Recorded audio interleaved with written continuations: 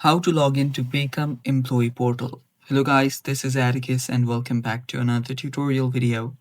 In today's video, I'll teach you guys how you guys can log in into Paycom Employee Portal. So without any further ado, let's dive right into it. First step, open up a web browser and simply search for Paycom Employee Portal or account, then hit enter. After that, you'll find the Paycom's website that says Employee Self-Service and login. So tap on that. And after you tap on that website, it'll take you to the login page.